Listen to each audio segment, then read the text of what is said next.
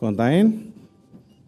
Við erum hjartanlega velkomin hérna á málþing samtaka fyrirtækja í velferðarþjónustu, fjölbreyttur rekstur, fjölbreyttur ávinningur. Við erum hér stödd í, eins og ég sagði, Laugarásbíói og eins fylgst með okkur í streymi á miðlum SFF og á Vísi. Þannig bjóðum hjartanlega velkomin líka alla þá sem fylgjast með okkur í beinu streymi.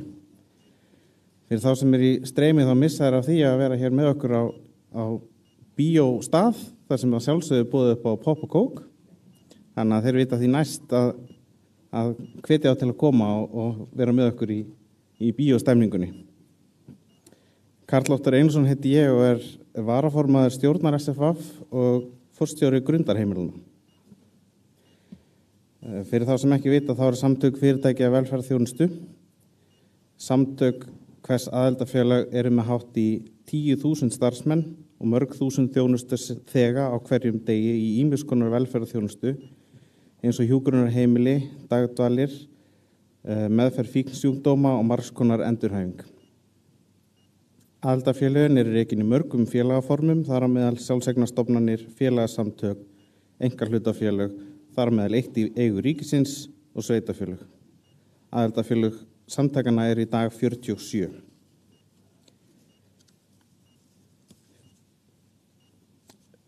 Félög sem mynda þessi samtök fara samtals með einn stærsta útgjaldalið fjárlaga hvers árs. Þannig eru samtökin stærsti samningsaðilum kjarasamning við Sjúkraliðafélag Íslands, næststærsti við félag hjúkrunarfræðinga og næststærsti við Eflingu stéttarfélag. Það er því ljóst að starfsemi aðildafélag okkar samtaka snertir ansi margar landsmenn á hverjum degi sem starfsmenn, sem þjónustuþegar og sem aðstandendur. Mikilvægi starfseminnar ótvírætt, samtökin og aðildafélag þess hafa átt í mjög góðu samstarfi að fagna við alla þessa fjölmörgu opinberu aðila og þar fremstar í flokki fer heilbrigðisráðherra Willum Þór Þórsson sem hefur stigið mjög jákvæð og mjög mörg jákvæð heillaskref til að styrkja og viðurkenna þörf þriðja geirans í heilbrigðisþjónustunni. Takk fyrir það, Willum, og takk fyrir að taka ekki þátt í stólaleik ríkisstjórnarinnar og halda áfram bara á þínum stað. Ég vil fyrir hönd stjórnarsamtakana þakka þáttakendum á málþinginu fyrir að vera með okkur og þar byrjum við á ávarpi áður nefnds Willum Þórs Þórssonar heilbrigðisráðherra. Þá tekur við umfjöllun hvernig best að reka heilbrigðisþjónustu erindi frá Ragnheiði Huldu Friðriksdóttur, forstjóra SÁÁ og Sigurjón Norbergs Kennesteð sem framkvæmdastjóri SFF.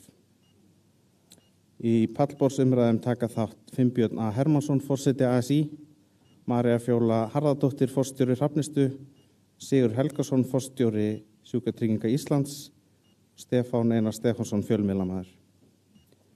Ég stýri fundinum fram að pallborðsumræðum þegar að Sigurjón og Halla Thoroddsen, forstjóri Sóltúns, taka við umræðu stjórnun á pallborðinu.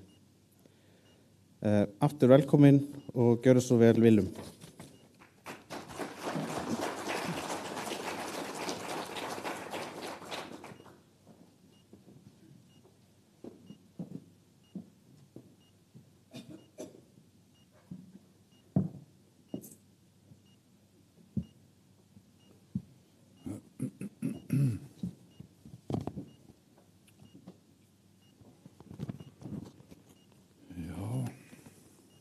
Fundarstjóri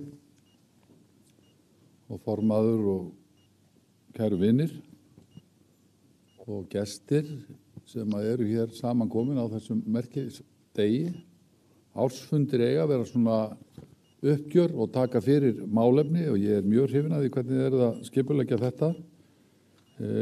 Það eins og kom fram hér í orðum fundarstjóra að þetta stóri liður í heilbrigðiskerfinu og hér að ræða ótrúlega mörg fjölbreytt samtök, aðila sem að veita hér fjölbreytta þjónustu af háum gæðum. Þess vegna er ég líka þakkláttur að fá að vera hér með. En ég var svona sem keppnismaðurinn, þá var ég var svona pínu svektur að fá ekki að taka þátt í stólaleiknum. En ég var rosalega feginn að fá að vera áfram heilbrigðisráðherra. Ég hef sagt það og vil nota tækifæri hér til að segja ykkur það vegna þess að ég er mjög þakkláttur fyrir að fá að vera með ykkur, fá að ávarpa ykkur. Málefnin eru stór, þau eru brýn, þau eru krefjandi. Þá finnst mér þetta afskaplega heillandi vettvangur. Og það er bara ekkert sem ég hef fengið að takast á í lífinu, heillandi og krefjandi alla daga. Og fyrir það er ég mjög þakkláttur og það eru sannarlega forréttindi. Mér finnst efnið hérna mjög athyglisvert, fjölbreyttur rekstur, fjölbreyttur ávinningur. Sannarlega eins og ég var að segja, fjölbreyttur rekstur. Og mér finnst þetta er stór spurning, hvernig er best að reka heilbrigðisþjónustu? Þetta er raunverulega spurning sem ég ætti að spyrja mig í upphafi hvers dags. Við þekkjum það í umfangi. Ég er nýkominn af ráðherranefndarfundi Norðurlandana og svona í upphafi þess fundar þá voru við ráðherrarnir að greina frá því svona það sem er að gerast í pólitíkinni og það sem er efst á baugi í heilbrigðiskerfinu. Og svo breyttist dagskráin mjög hratt og við, bæði ég og félagsmálaráðherra þurftum að greina frá því að við þurftum að bregða okkur aðeins fyrr af þessum fundi til að verja íslensku ríkisstjórnina vantrausti. En við náðum að klára málefnin. Þannig að það er alltaf fjör í þessu og sannarlega líka annar staðar á Norðurlöndunum, en það sem er alltaf það sama eru þessar stóru áskoranir í heilbrigðiskerfum heimsins og á Norðurlöndunum. Það er alltaf sömu áskoranir sem við erum að kljást við. Og það er, ég ætla ekki að segja þessi hugarhægð, en það er svo merkilegt að finna innra með sér svona ákveðin létti að það séu allir að kljást við sambærileg málefni. Við getum lært af þeim og þeir geta lært af okkur. Og það er líka ákveðin styrkur, stolt, góðar tilfinningar sem fylgja því að segja frá þeim verkefnum sem við erum að gera hér og hvernig við erum að takast á við það að skipuleggja okkar kerfi. Auðvitað veltum við því fyrir okkur hvaða rekstrarform er á kerfum. Fjölbreyttur rekstur og samtök fyrirtæki í velferðarþjónustu og þeir rekstraraðilar sem undir samtökin heyra eru vissulega fjölbreytt. Þau eru fjölmörg og 50 aðildarfélög og flest í þjónustu við eldra fólk, ef við tökum þetta saman. En við erum líka að þjónusta úrræði á sviði endurhæfingar, fíknivanda. Við erum með einstakt samfélag á sólum. Þetta þekkjum við öll, þetta þekki allir hér og ég ætla ekki að fara að tína þetta allt saman til. En þetta er sannlega fjölbreytt og þetta hefur þróast í áranna rás. Og það er auðvitað það sem að þarf líka að horfa til. Hvernig hefur þetta þróast? Sat einhver hér fyrir einhverjum áratugum, öld, og sagði, já, ég ætla að skipuleggja íslenska heilbrigðiskerfið svona og svona á þetta að vera. Og ég velti því oft fyrir mér.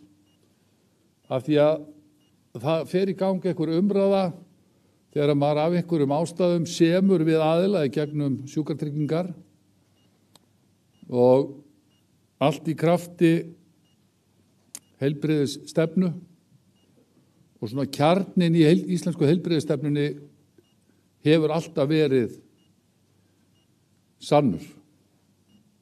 Jafnt aðgengi óháð efnahag. Jafnt aðgengi óháð búsetu eins og okkur er unnt. Og ég segi eins og okkur er unnt af því að auðvitað er þetta mjög ólíkt að veita sambærilega þjónustu eftir því hvar við búum, hver fjöldin er, hver samsetningin er og svo framvegis. Þetta telur auðvitað allt þegar við erum að horfa inn í það hvernig viljum við reka heilbrigðiskerfið okkar. Við erum með blandað kerfi og ég held að það hefði þróast ágætlega í blöndu af opinberu kerfi og sjálfseignarstofnunum, einkareknum aðilum, félagasamtökum. Þannig að allt hefur fengið að þrífast. Okkar verkefni, okkar hlutverk er að nýta það í þágu fólksins. Nýta mannauðinn. Fá sem besta mögulegu nýtingu úr því sem fyrir er. Gæti ég staðið hér og sagt, líklegast hefði nú verið skynsamlegra að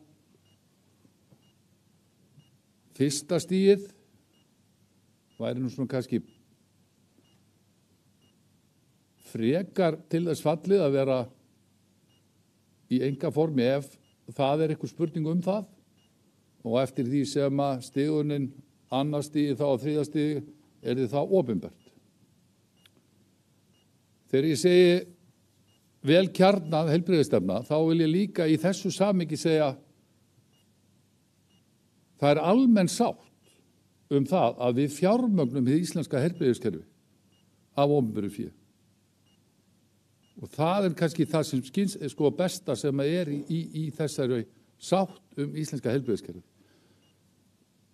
Ég vil líka tengja að þessum fundi sem var, það birtist manni alltaf sterkar og sterkar á þessum tíma sem ég hef verið, hversu magnað kerfi við eigum í samhengi fjölda, í samhengi stærðar á hagkerfi, í samhengi það hversu dreifbýlt Ísland raunverulega að þá er algjörlega með ólíkindum hvað við erum framalega á mörgum sviðum íslenskrar heilbrigðisþjónustu og ég held að ég geti farið ansi langt með að færa rök fyrir því að það sé einmitt vegna þess að það er kraftur í þessu blandaða kerfi. Það eru kraftarnir sem birtast með ólíkum hætti í þessu blandaða kerfi sem er mikilvægt fyrir okkur að nýta. Og þess vegna, ég segi þetta hér af því ég er bara sannarlega á þeirri skoðun að við þurfum að minna okkur reglulega á hversu gott kerfi við eigum í öllum samanburði. Og þegar við skoðum tölur, hvort sem að þær eru frá alþjóða stofnunum eða annars konar stofnunum eða sambærilegum stofnunum á Norðurlöndum, ég get nefnt OECD og Eurostat og allar þessar stofnunum sem við þekkjum og alþjóða heilbrigðismálastofnunina, þá bara skorum við hátt. Bara alla mælikvarða. Og það er ykkur að þakka. Það er íslensku heilbrigðiskerfi, íslensku heilbrigðisstarfsfólki að þakka. Þetta er ekki alltaf auðvelt, en við verðum líka að minna okkur á þetta.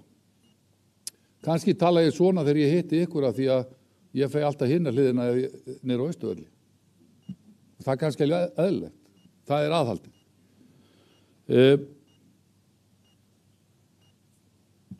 Það gildir einu að mínu mati hvaða þjónustuþátt við tölum sem að ykkar aðildarfélög sinna. Þörfin fyrir þjónustuna er bara að aukast og hún á eftir að aukast. Og þess vegna er mikilvægt og ég er þakklátur fyrir það en það er líka nauðsynlegt að góð samvinna sé áfram á milli stjórnvalda og aðila sem sinna þjónustu í kerfinu og ykkar samtaka. Það er bara og hefur reynst mjög vel. Ég gæti alveg staðið hér og tekið líka dágóðan tíma í að lýsa því ferli sem fór í gang. Þá skiptir nú ekki máli hvert eignarformið var þegar að þessar jarðhræringar ágerðust suður með sjó og enduðu með því að það þurfti að rýma svæði og það þurfti að horfa til þess að rýma hjúkrunarheimili og það þurfti að vinna með öllum aðilum og horfa aðeins inn í framtíðina. Við komum öllum fyrir, nýta sérhæfðu sjúkraflutningana vinna með ykkar samtökum og aðildarfélagi, þeir sem eru að sjá þjónustuna, við stofnuninni á svæðinu og með aðgerðarstöðunni á svæðinu og með samhæfingarmiðstöðunni í Skógarhlíð, og það var svo ánægilegt að sjá þegar á reynir að þá vinna allir sem einn maður. Og ótrúlega flott. Og fyrir það ég líka mjög þakkláttur, og mér fannst samvinnan eins og ég að tala hana, þjónustuveitenda og yfirvalda, mér fannst hún ekki bara falleg þarna, mér fannst hún mjög skilvirk, alveg ótrúlega skilvirk. Stundum segjum við að þegar á reynir að þá stöndum við okkur best, og það svolítið í okkur Íslendingum, en ég vil líka segja að svona samvinna alls ekki sjálfgefin, og hún ekki, maður á ekki að ganga henni sem vísri.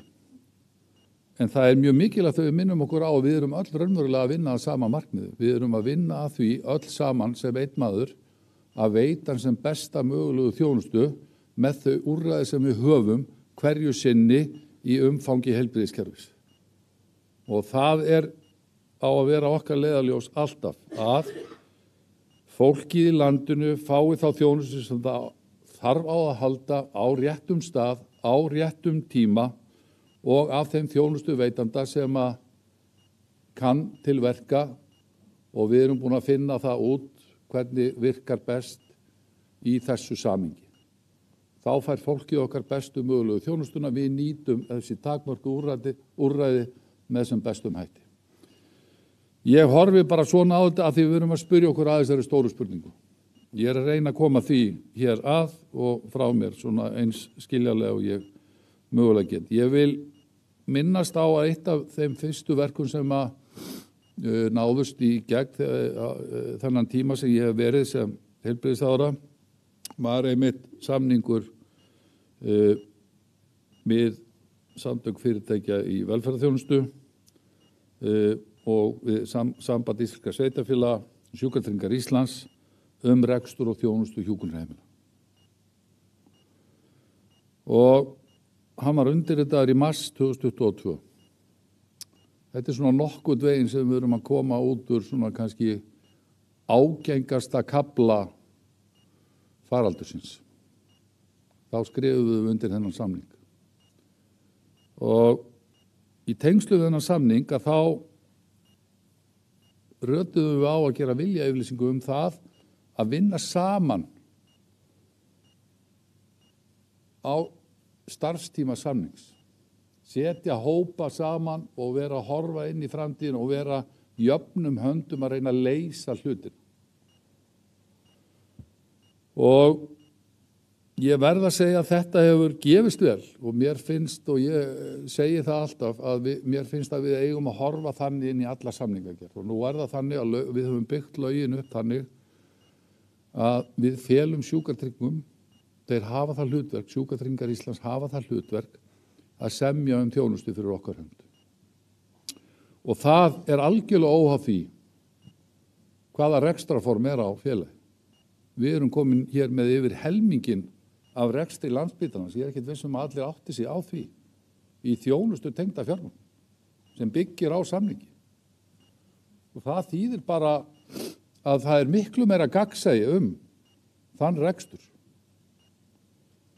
Ég geti farið hér yfir einhverja tölfræði í þessu samhengi, en ég sé það að gagnsæið eykst, meðvitundin það hver nýtingin og af hverju hún af hverju þegar við erum með inn í þessa stóru gátt sem að tekur við mjög miklu umfangi þriðjungurinn af íslenska heilbrigðiskerfinu í svona tölulegu umfangi. Þá þetta alltaf mjög mikil nýting. En við áttum okkur líka á því hversu langt við getum gengið og hver hvatinn þarf að vera og hvar hvatinn þarf að vera í rekstrinu. Og það gildir allan rekstur, opinberan ekki. Vegna þess að það okkar ábyrgð og okkar ábyrgð stjórnmálamanna að við nýtum skattfé borgaranna með sem bestum hætti. Og þess vegna höfum við í okkar stjórnarsáttmála það að markmiði að styrkja og efla Sjúkratryggingar Íslands sem þjónustu kaupanda fyrir okkar hönd. Þessir hópar voru, og ég vildi minnast á þessa hópa hérna vegna þess að ég held að við höfum ratað á ansi gott fyrirkomulag og jafnvel fyrir annað, og ég held að það hefði líka nýst í samningum við sérgreinalækna. Að horfa svona til þess hvernig við vinnum á starfstíma samnings fyrir fólkið í landinu til að bæta þjónustuna, til að nýta betur fjármunina sem eru takmarkaðir, til að nýta betur mannskapinn sem við erum að keyra þjónustuna á. En þetta eru breytt fyrirkomulag fasteigna hjúkrunarheimila og hinn var að endurskoðun á mats- og greiðslukerfi hjúkrunarheimila. Báðir þessir hópar hafa unnið mjög góða vinnu. Ég er mjög þakkláttur fyrir það hvað fólk er tilbúið að gefa af sínum tíma í slíka vinnu og ég vil þakka fyrir það og þeir hafa skila til mín umfangsmiklum tillögum til umbóta og breytinga á þeim kerfum sem við erum að vinna með. Þess utan var hér að styrkja útlagasjóðinn, úrræði fyrir yngri einstaklinga og það er alveg sér kapítuli utan fyrir sig.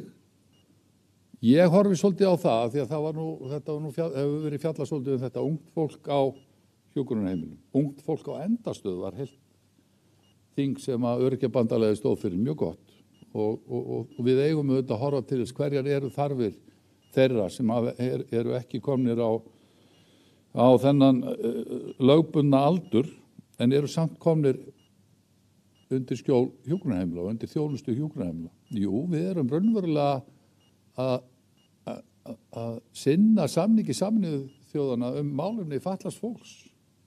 Hjúkrunarheimilin að segja, heyrðu, þetta í mörgum tilvikum bestu mögulegu úrræðin til að þjónusta fólk sem þarf á því að halda. Þetta ekki endilega það æskilegasta úrræði í hverju sinni og þetta eru mjög breiðar þarfir sem er að ræða. En við höfum raunverulega að þakka hjúkrunarheimilum og heilbrigðiskerfinu fyrir að grípa. En ég finn það ofta að mér er legið á hálsi að við skulum vera að skjóta skjólshúsi yfir fólk og virða samningi. Þetta er mjög öfugsnúið. Hér er búið að snúa öll á haus, ef þið spurði mig. Þannig ég er mjög þakkláttur fyrir þetta. Eigum að vinna því að finna önnur úrræði og breikka þjónustuúrræði, fjölga samningum og svo framvegis. Svo sannarlega. En ég vil þakka ykkur fyrir að sinna þó þeirri þjónustu þegar ekki önnur í boði. Þetta geti ég staðið hér lengi og hérna, það er enginn búin að rétta mér eitthvað spjald eða eitthvað kerfa þessu, geti ég verið í allan dag. Það er svo margt sem ég þarf að segja ykkur, ég fæ ekki verið til þess. En ég vil kannski tala hér húsnæði, það hefur aðeins verið. Við höfum lengi vel, í dágóðan tíma, hefur verið að vinna með þessa 85-15 skiptingu og vinna af uppbyggingu hjúkrunarheimila með sveitarfélögunum. Og við settum þennan hóp af stað og nú er það þannig að við erum aðeins að elta skottið á okkur með að byggja upp hjúkrunarheimila, með að við þörfum. Og það hefur bara gengið hægar en við áformum að byggja hjúkrunarheimili. Það er alls konar ólíkar ástæður fyrir því. Umsýsla fermetra er mest megnis í fjármálaráðuneytinu og undir stofnun sem heitir Framkvæmdasýsla ríkisreikna, sem er ekki undir heilbrigðisráðuneytinu. Heilbrigðiskerfið og heilbrigðisráðuneytið er að kaupa þjónustuna. Þannig að þetta eru raunverulega tveir þættir undir tveim höttum. Við getum alveg unnið þetta vel saman og höfum gert og við höfum unnið þetta mjög vel með fjármálaráðuneytinu. En spurningin var þessi, getum við hort inn í kerfið okkar, hort inn í ferlið og hort inn í uppbygginguna á húsnæði og fermetrum og viðhaldi sem að víðast hefur setið á hakanum, því miður, einhver hluta vegna, og þá verðum að spyrja spurninga, getum við gert þetta eitthvað betur skilvirkar?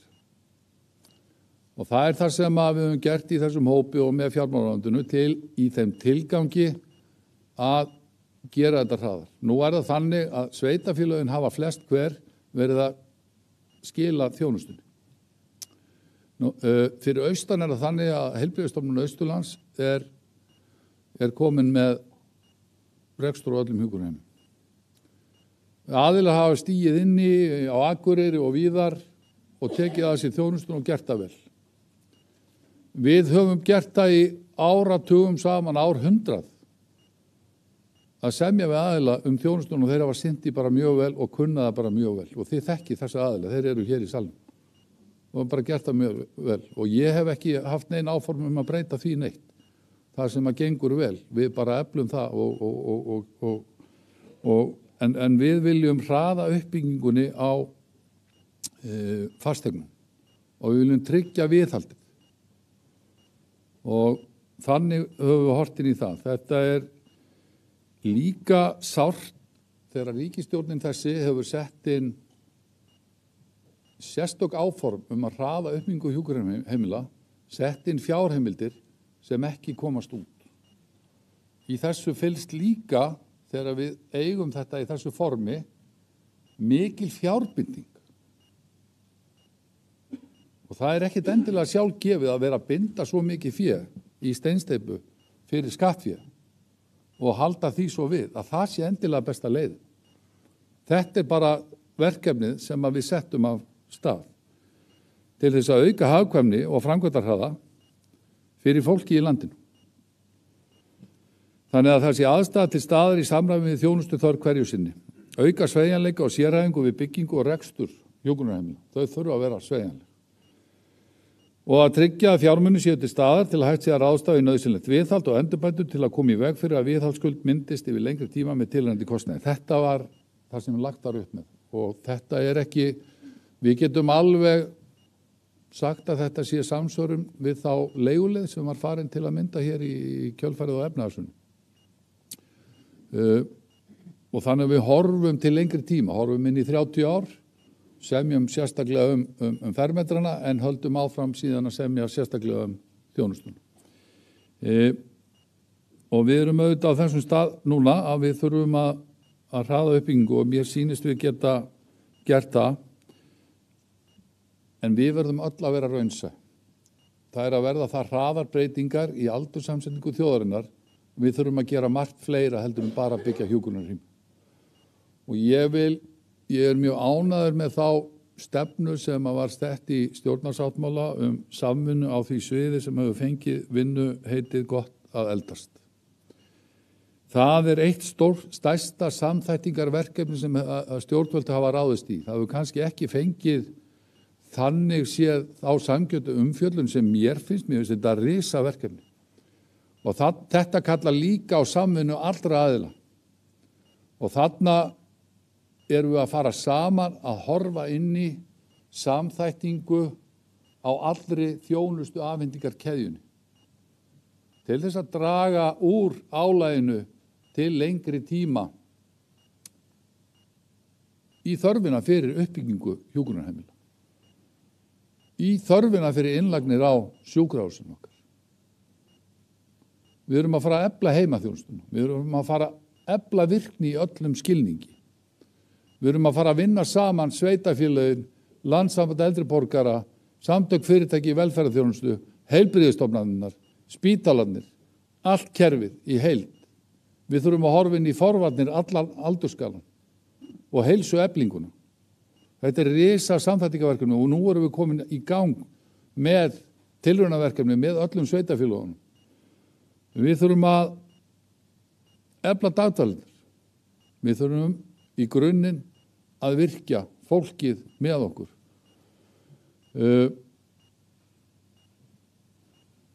Þetta er verkefni sem ég er sannfærður að ég ætti að skila sér inn í þá tíma sem við erum að fara í. Við erum að sjá aldurssamsetninguna breytast gífurlega hratt. Ég geti líka staðið hér og rætt þetta verkefni í langan tíma og var bara svo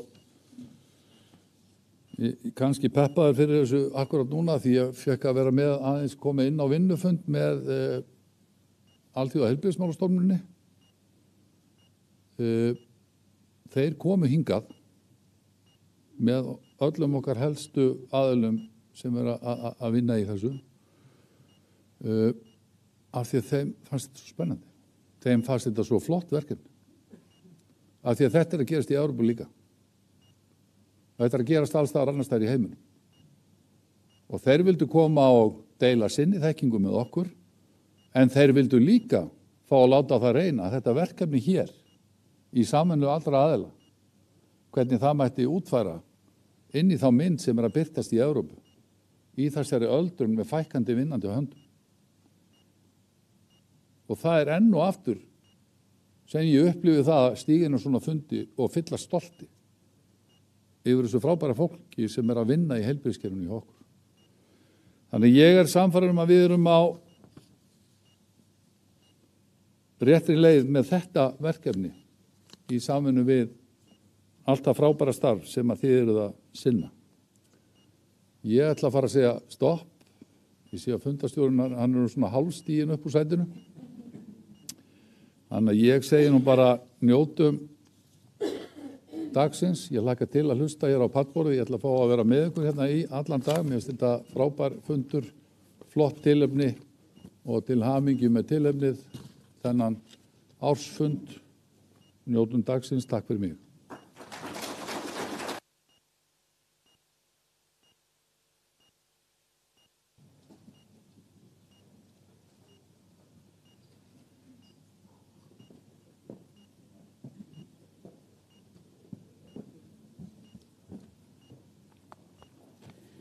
Kærar þakkir fyrir þetta, Viljum.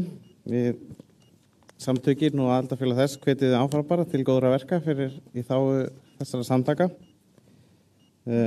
Næst á dagskrá erindi Sigurjóns Kærnesteð og Ragnheiði Huldu Friðriksdóttur, forstjóra SÁÁ, hvernig best að reka heilbrigðisþjónustu. Gjörðu svo vel.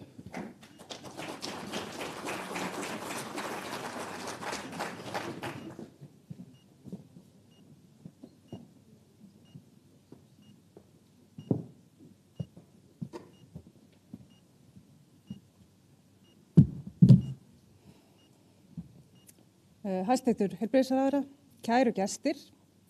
Það virkilega gaman að fá að vera hérna með ykkur í dag og sjá hversu margir eru mættir að hafa áhuga á því að heyra hvernig best að reka heilbrigðisþjónustu. Til þess að slá alla varnagla af þá bendi ég þeim á sem ætluðu 3B á Monkeyman, hún inn í sal B. En annars, þið sem eru komin til að hlusta okkur velkomin, ég vona að þið hafi gaman af erindin okkar. Ég heiti Ragnheiður Hulda og ég forstjóri SÁÁ og nú ætla ég aðeins að skanna salinn því að mér dettur kannski í huga að einhverju reki upp stór augu og spurði sig hvenær gerðist það og hver þetta og af hverju hún allt í einu komin upp í pontu að tala hvernig að reka heilbrigðisþjónustu.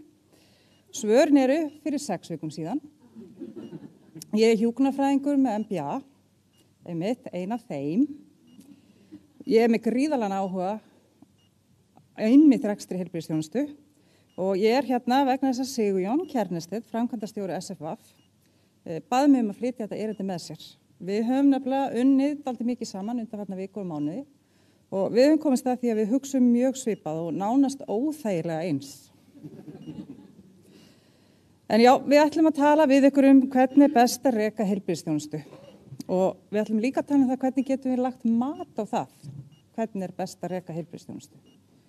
Og þá langar mig aðeins til að leggja til ykkar eina aðferð sem mér mjög hugleikin því við höfum verið að vinna mjög mikið með þessa aðferð hjá SÁÁ á síðustu misserum og það að skoða vel hvernig náum við sem bestum árangri í því sem við erum að gera, þeim verkefnum sem við erum að sinna og í því umhverfi sem við finnum okkur í, sem við vitum að mjög krefjandi núna og með þær auðlindir sem við höfum úr að spila sem við vitum líka eru mjög takmarkaðar. Og það að skoða vel hæfni, getu og áhuga. Sá sem á að sinna verkefninu með nægilega þekkingu og hæfni til að ná árangri? Skilur hann verkefnið? Hann jafnvel kannski mesti sérfræðingun í því og þess vegna líklegri en aðrir til að ná góðum árangri? Og ef hann hefur það, hefur hann þá getuna og þá ég að meina, hefur hann aðstöðuna, hefur hann afkastagetuna, hefur hann rýmið, hefur hann tíman? Eða hann kannski þegar offlaðin öðrum verkefnum sem að taka fókusinn og þess vegna ólíklegri til þess að ná árangri? og ólíklegra að þetta verkefni fái nægilega athygli og forgang hjá honum. Og síðast en ekki síst þarf að meta áhugan. Hefur sá sem á að taka þetta verkefni einlægan áhuga og vilja til að vinna þetta verkefni?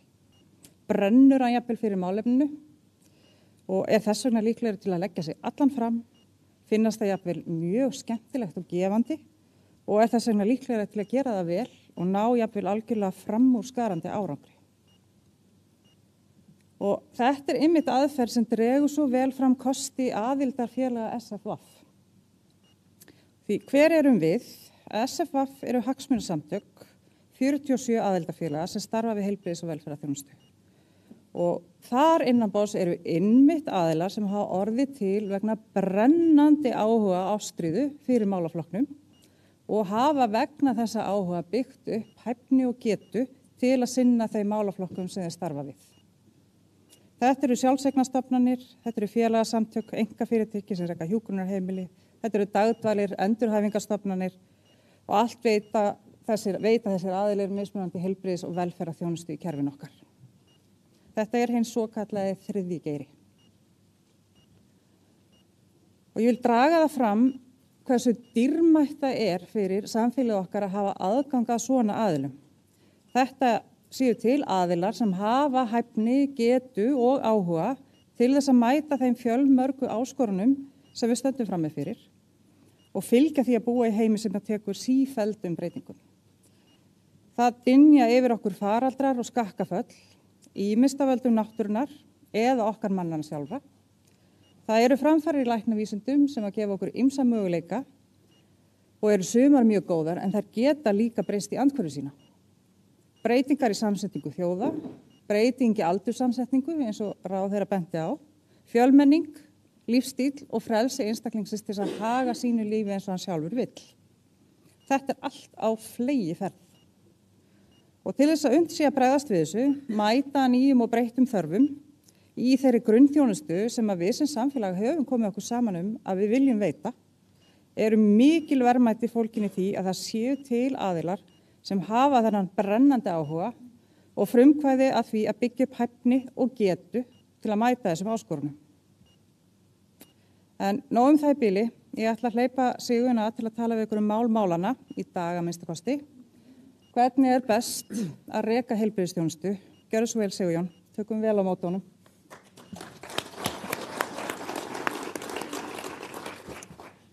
Hæstvirtur ráðherra, kæru vinir, gaman að sjá ykkur öll hérna í dag og þau fjölmörgu sem eru að horfa á streymi af fundinum. Ég vona allir sé að njóta veitingana sem vera bæði núna, popp og kók og eftir fundin. Ég skal nú samt viðurkenna það að mér leist ekki alveg á blikuna áðan þegar ég heyrði heilbrigðisráðherra og landlækni að ræða hversu mikið þessar veitingar væri í samræmi við lýðheilsusjónarmið. En látum það liggja milli hluta þess. Ég sé að margir eru allavega að taka vel í þær. Nú, það var gaman að heyra líka heilbrigðisráðherra í erindi sínu áðan tala það að hann velti mikið fyrir sig hvernig væri best að reka heilbrigðisþjónustu. Og við fórum í mikla skoðun og pælingar með okkar fólki í aðdraganda þessa fundar hvort það væri einhver leið til þess að meta það.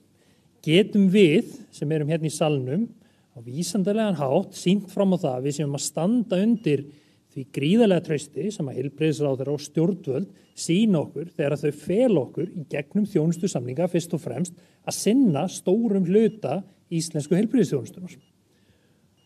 Við ákváðum að skoða hjúkrunarheimilin í því sambandi. Þetta er eitt stærsti útgjaldaliður fjárlagana og það sem er áhugavert með hjúkrunarheimili landsins er í rauninni að öll möguleg, eða mörg möguleg ekstraform eru til staðar hjá hjúkrunarheimilum. Þú ert með hjúkrunadeildir eða lítil hjúkrunarheimili sem eru rekin sem hluti af heilbrigðisstofnunum ríkisins, heilbrigðisstofnun Norðurlands, Austurlands og svo framvegis. Þau fá fjármagn á fjárlögum. Þú ert með hjúkrunarheimili sem eru svo rekin af öðrum aðilum byggt á þjónustusamningum við ríkið sem að viljum koma inn á hérna áðan. Og það er með þriðja geirann, sjálfseignarstofnanir, félagasamtök, sveitarfélög og einkarekin fyrirtæki. Og ríkið í þessu kerfi tryggir gæðin í þjónustunni í gegnum ítarlega kröfulýsingu með samningnum, með eftirliti, með lögum, reglugerðum og svo framvegis. En á endanum að þá er það alltaf ríkið sem ber ábyrgð á því að þessi þjónusta sé veitt. Þau hafa bara tekið ákvörðun að fela okkur hérna í salnum, þriðja geiranum, stóran hluta þessari þjónustu og tryggja gæðin á annan hátt. En spurningin sem við ætlum að velta upp í þessu erindi hérna hvor leiðin sé betri. Hægt að meta það á einhvern hátt? Þessir aðalega að standa sig til dæmis mismunandi vel í að tryggja gæði? Og þá ákveðum við að skoða gæðavísa sem að hjúkrunarheimilin skila mjög ítarlega til embættis landlæknis. Og eftirliti með starfseminni fer mikið til í gegnum þessa gæðavísa. Og dæmi þessa gæðavísa að hjúkrunarheimilin að telja fjölda bylta, hvað mikið þvagfærasýkingar, þunglyndiseinkenni, vökvaskort, þrýstingsár og svo framvegis. Þetta mjög ítarlegt og gott eftirlit og skil á gögnum. Og embætti landlæknis hefur nýlega komið með það framtak að birta mælaborð með niðurstöðum þessara gæðavísa. Það sjáum við hérna upp á skjánum, þar sem við höfum nú reynda tekið út nöfnin á einstaka hjúkrunarheimilum, það er nú kannski ekki punkturinn, en þarna sjáum við hvernig til dæmis varðandi segjum byltur hjúkrunarheimili að standa sig. Dökkgrænt þau að standa sig mjög vel, grænt þýðir að þau eru góð gæðin, rautt þýðir að gæðin eru undir þeim viðmiðum sem að sett eru af embættinu og í samningum. Og við ætlum að bera hjúkrunarheimilin saman eftir rekstrarforminu. Við ætlum að bera saman þau sem eru rekin aftur sem hluti af stærri heilbrigðisstofnunum ríkisins og svo þau þar sem að ríkið hefur ákveðið að tryggja þjónustuna í gegnum þjónustusamninga við þriðja geirann við aðildarfélög SFV. Við ætlum þá bara hreinlega að skoða hversu mikið af grænu, dökkgrænu og rauðu að koma hjá mismunandi aðilum yfir síðustu 3 matstímabil og við erum þá að notast við þá gæðastöðla sem eru birtir í mælaborðinu. Við völdum ekki ákveðna stöðla, við völdum bara þá sem að birtast í mælaborðinu þegar það opnað. Og samanburðurinn á gæðunum þannig, ef við tökum bara öll hjúkrunarheimilin yfir 30 heimilismönnum af því út af persónuverndasjónarmiðum það ekki birt fyrir heimil af ákveðinni stærð. Ef við berum saman öll þau sem eru rekin af aðildarfélögum SFV og þau sem eru rekin sem hluti af heilbrigðisstofnun ríkisins, að þá sjáum við að mjög góð gæði eru í 37% tilfella hjá aðildarfélögum SFV, 21% hjá þeim hjúkrunarheimilum og deildum sem eru rekin sem hluti af heilbrigðisstofnun ríkisins. Og ekki fullnægjandi gæði, að þar sjáum við töluverðan mun, 7% þar sem það undir mörkum hjá aðildarfélögum SFV og 28% hjá öðrum. Ég vil nú reyndar sérstaklega taka það fram að þó að gæðavísir sé undir mörkum í einhverjum tilfellum geta verið útskýranlegar ástæður fyrir því. Bara sem dæmi, einn gæðavísir fjöldi lyfja sem heimilismaður tekur.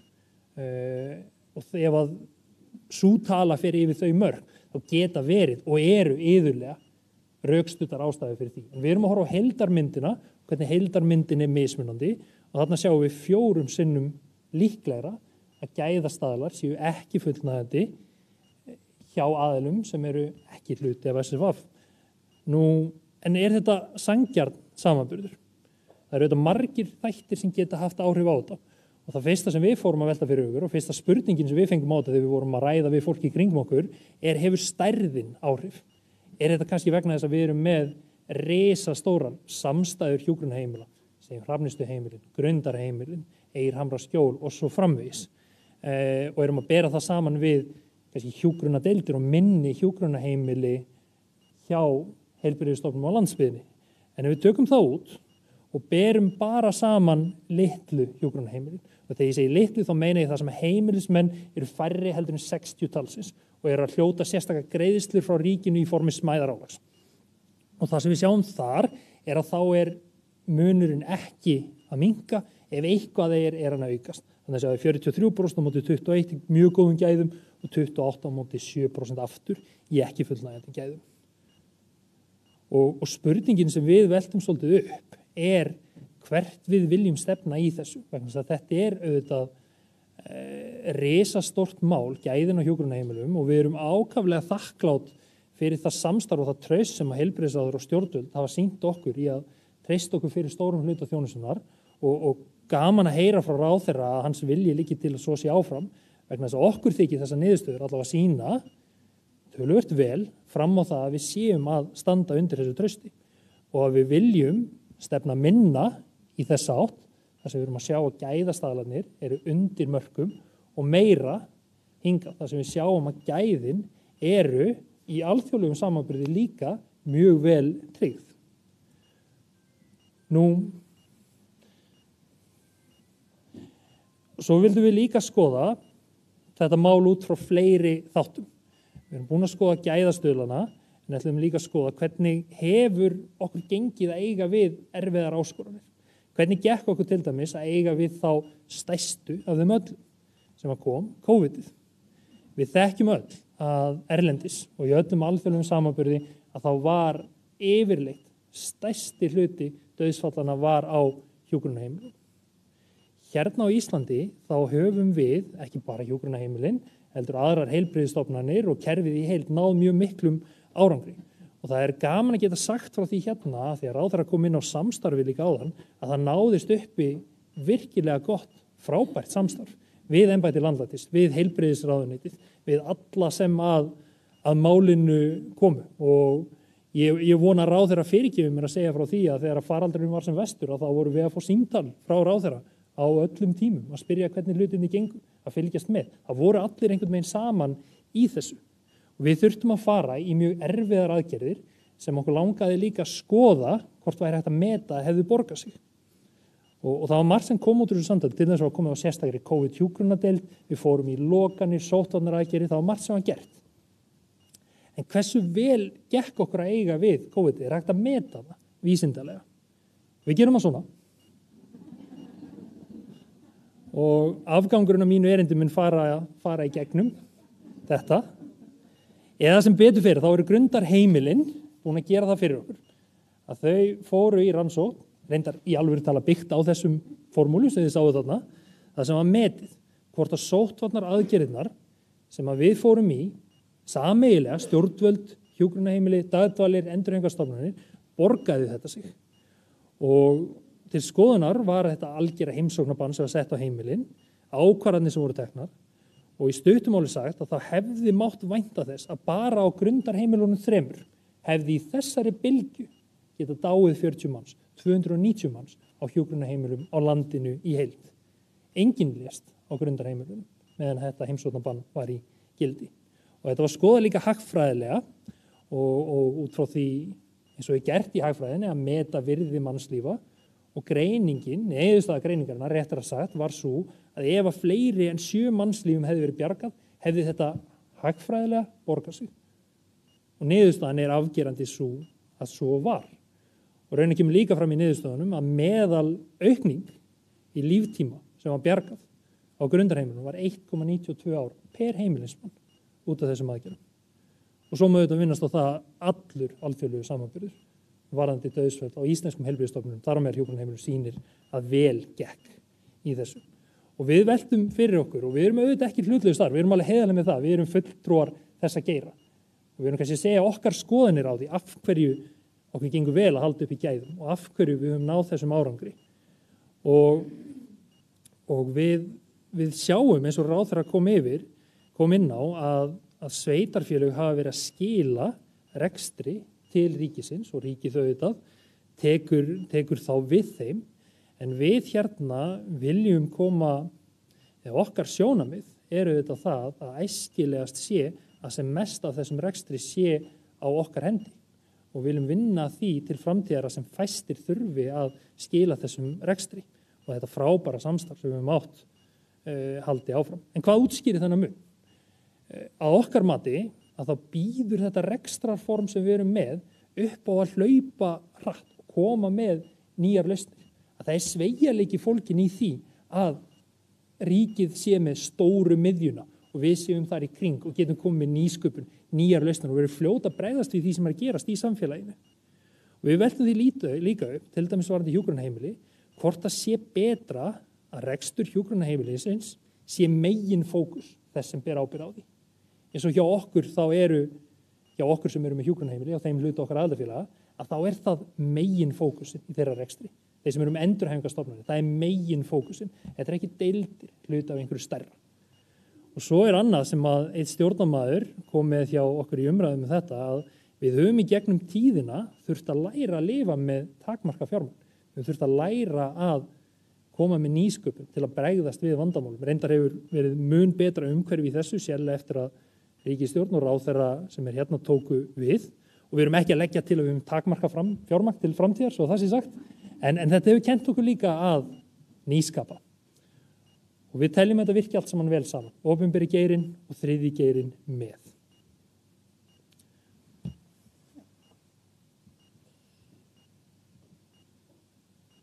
Og aftur yfir til þín. Já, takk að þér. Já, ég talaði hérna í upphafi hæfnigetu og áhuga og mikilvægt þess til þess að mæta þörfum og stuðla að nýsköpun. Og Sigurjón búin að fara núna mjög vel og vandlega yfir hvernig þetta hefur birst hjá hjúkrunarheimilunum. En það langar mig líka að tala um það hvað aðrir eru að gera. Og auðvitað nærtækast fyrir mig að segja frá einu verkefni í þeirri starfsemi sem ég leiði í 6 vikur. Mér langar að segja ykkur frá sálfræðiþjónustu barna hjá SÁÁ. Þetta einmitt dæmi verkefni þar sem hæfni, geta og áhugi koma mjög sterkt í sögu. Sálfræðiþjónustu barna sérhæfð sálfræðiþjónusta fyrir börn sem alast upp við fíksjúkdóm, foreldra sinna eða nánustu aðstandenda. Og við hjá SÁ, við höfum þekkingu á þessu. Við höfum þekkingu á fíkn og við höfum þekkingu á áhrifum fíknar á skjólstæðinginn og aðstandendur. Og við vitum að 1 af hverjum 5 börnum alast upp í fjölskyldu sem glímir við fíkn. Og við vitum líka að 40% af þeim einstaklingum sem leggjast inn hjá okkur á sjúkrahúsinu Vogi eiga börn sem eiga börn undir 18 ára aldri. Og við vitum að þetta eru alltaf 1000 börn á ári sem eiga foreldra sem leggjast inn á Vog. Við vitum líka að þetta eru uppeldisskilyrði sem að ógna geta velferð barns. Og við vitum líka að áfall í æsku geta haft alvarlegar afleiðingar fyrir heilsufar á fullorðinsárum. Og rannsóknin hefur meðal annars sýnt fram á það. Og við vitum líka að fíksjúkdómur arfgengur. Þannig að þekkingin sem við höfum skapað og við höfum tilengað okkur, hún segir okkur að börnin eru mörg og þau eru með 2 mjög stóra áhættuþætti umfram aðra fyrir því að þróa með þessi fíksjúkdóm. Þannig að þörfin mikil og ávinningur af því að geta mætt þörfum þessa hóps með stemmtæku inngripi sömuleiðis mjög mikill. Sálfræðiþjónustan hjá okkur fyrir börn 8 til 18 ára og þau fá að lágmarki hjá okkur 8 einstaklingsviðtöl við sálfræðing. Þessi þjónusta veitir börnun opnun og viðurkenningu á sinni stöðu í aðstæðum sem eru oft umlykjun skömm og lökin þagnar og leyndarhjúp. Þessi viðtöl þau hjálpa börnunum að skilja betur eigin aðstæður foreldra sinna og hjálpa þeim líka að greina á milli fíksjúkdómsins sem að börnin upplifa oft mjög neikvæðar tilfinningar gagnvart og afleiðingum af fíksjúkdómsins. Ég hata fíksjúkdóminn og það afleiðingar sem hann hefur á þeirra líf og foreldrisins, manneskjurnar sem þjáist af fíksjúkdómnum sem grunnstilling barnsins að elska. Öll börn elska foreldri sitt. Og markmiðið með þessu að bæta tilfinningarlega líðan og minnka kvíða og þunglyndiseinkenni. Og þetta hefur skýrt forvarnargildi fyrir þennan hóp sem í þessari miklu auknu áhættu. Og við vitum líka að þetta virkar. Og hún ber árangur. 8 viðtöl eru í engum samanburði mikil eða langvarandi þjónusta við svo flóknum vanda sem að þessi börn búa við. En hún ber þó mælanlegan árangur. Og börn sem sækja þessa þjónustu þau upplifa marktækt færri kvíða og þunglyndiseinkenni og þau uppskýra bætta sjálfsmynd eftir inngripið. Samandregið þá langaði okkur bara að segja ykkur frá því við höfðum þekkingu á því að þessi vandi væri til staðar og við höfðum líka hæfnina til að búa til úrræði til þess að mæta honum. Og hjá SÁÁ brennandi áhugi á því að bæta lífsgæði fólks með fíksjúkdóm. Og við gátum búið til getuna en bara takmörkuðu leyti. Og ef það eru 1000 börn á ári sem eiga foreldra sem leggjast inn á Vog vegna fíksjúkdóm, þá augljóst á þessu grafi að við erum bara rétt að klóra í yfirborðið á þörfinni. En ég mig langar að benda ykkur á hérna og misnota þess aðstöðan mín að þessi litli sæti kall að því við erum í bíó og það þetta frumsýning á nýja vorálfinum sem fer í sölu núna 8. til 12. maí. Blikk. Og hann gerir okkur kleift að þróa svona þjónustu. Og það það sem við viljum gjarna geta haldið áfram að gera. Því að við höfum svo hæfnina, áhugan og getuna til þess að sýna fram á þjónustan sem við þróum og hún sé gagnleg og hún virki og hún beri mælanlegan árangur. Þannig að ég vil svona leggja það svolítið til ráðamanna hér sem að sitja með okkur, að nota okkur og grípa svona úrræði sem þriðji geirinn býr til með hæfni sínu og áhuga, sem mæta þörf og skila mælanlegum árangri og auka getu okkar til þess að sinna þörfinni. Það er vit í því og við erum hér, aðildafélögin hjá SFF, með heilt hlaðborð fyrir yfirvöld til að velja úr. Því dæmin eru fjölmörg hjá okkar aðildafélögum, of mörg til að nefna þau öll, en til að nefna bara örfá dæmi nýsköpum hjá þriðja geiranum, þá vil ég nefna hérna Segluna sem er þjónustumiðstöð Alzheimer-samtakana fyrir einstaklinga með heilabilun og aðstandandi þeirra. Við erum með brotaendurhæfingu á Eyr sem hefur verið að skila alveg ótrúlegum árangri. Það er COVID-meðferð hjá Náttúrulækningafélag Íslands, heilsustofnun þeirra sem fær alþjóðleg nýsköpunarverðlaun. Sóltún heilsusetur fyrir aldraða í sjálfstæðri búsetu. Þetta er nýsköpun sem dregur úr þörf fyrir dýrari úrræði. Þannig að það er klárlega viti því fyrir yfirvöld að nota þessa hæfni, þessa getu og þennan brennandi áhuga hjá þriðja geiranum. En þá er Sigurjón búinn að fá næga hvíld í bili og ég ætla að hleypa honum aftur til að tala um stóra málið. Gjörðu svo vel. Takk fyrir Ragnheiður og við ætlum rétt hérna í lokin til þess að setja upp líka þessa frábæru pallborðsumræðu sem verða við að snerta á máli sem að ráðherra kom líka inn á sem er nýtt fyrirkomulag húsnæðismála. Kannski stærsta málið sem er í gangi í dag sem varðar rekstrarformið okkar.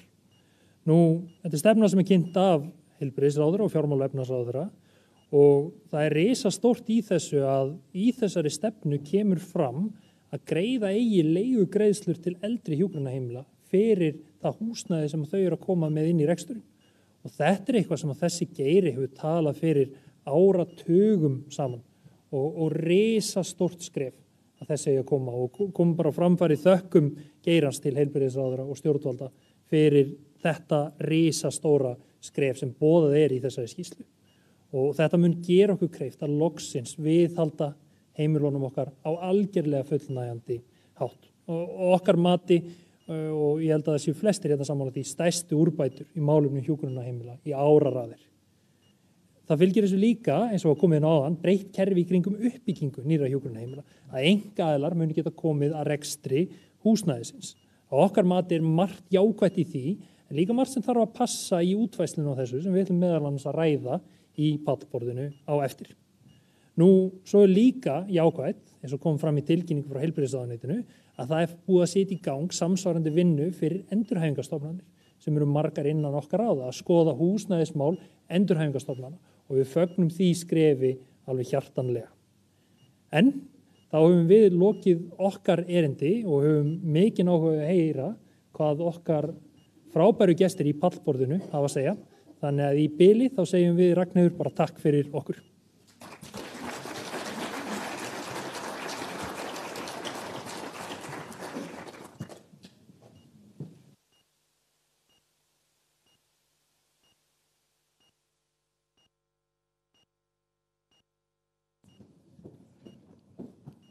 Takk fyrir þetta. Það voru eiginlega fleiri spurningar en svör í þessu erindi kannski, en þetta eru spurningar sem við veltum öll fyrir okkur og eru gaman að heyra í pallborðinu kannski einhver svona svör eða sjónamið í þessa veru. En þá færi ég bara fundin yfir til stjórnenda pallborðsins sem eru Sigurjón Kjernsted og Halla Thoroddsen. Gjörðu svo vel.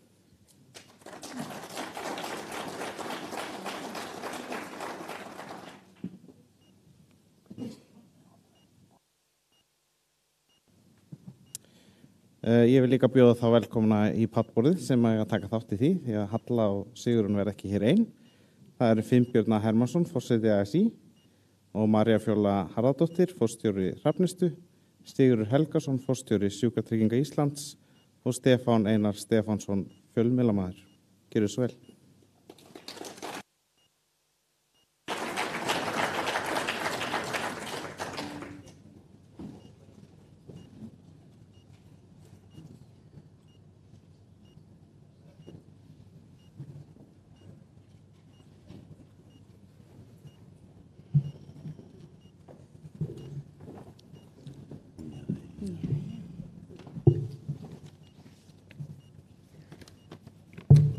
Velkomin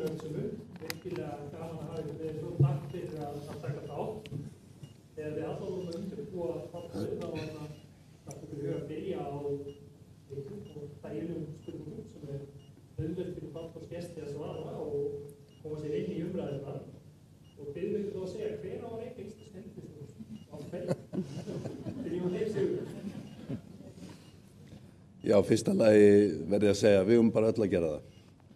Það einkenni íslenska heilbrigðiskerfisins að þetta kerfi sem skapað okkur öllum, það fjármagnar okkur öllum og það þjónar okkur öllum. Þannig við höfum öll að taka þátt í að reka íslenskt heilbrigðiskerfi. Það síðan þannig að þetta kerfi hefur orðið til á löngum tíma og það hefur orðið til fyrir frumkvæði fjölmargra aðila.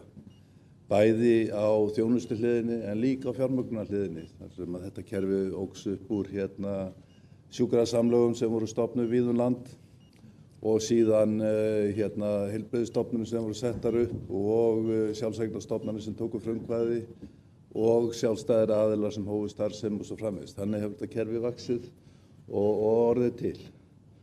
Og styrkurinn held ég liggi að mörgu leyti í þessari fjölbreytni og við eigum að vernda og viðhalda þessari fjölbreytni. Nú það stundum þannig þegar við í Sjúkratryggingum að ræða heilbrigðiskerfið að það hefur myndast eitthvað það viðhorf að við séum svona sá aðili sem að sé í sambandi og samtali við einkaaðilann í kerfinu og við séum einhvern veginn að reyna að ýta undir einkareksturinn. Og þetta mikið misskilningur. Samkvæmt lögum sjúkratryggingar þá ber sjúkratryggingum að semja við alla veitendur heilbrigðisþjónustu, bæði opinberum aðilum og einkaaðilum og við tökum þetta hlutverk alvarlega og teljum hlutverk okkar að styðja við starfsemi allra aðila í heilbrigðiskerfinu með eins góðum hætti og við getum. Það líka skiptir máli í þessu sambandi að þegar við erum að tala einkarekstur að þá hefur þessi rekstur ákveðin einkenni og við getum orðað þannig það ekki mikil viðskiptavæðing í þessum einkarekstri í heilbrigðisþjónustunni.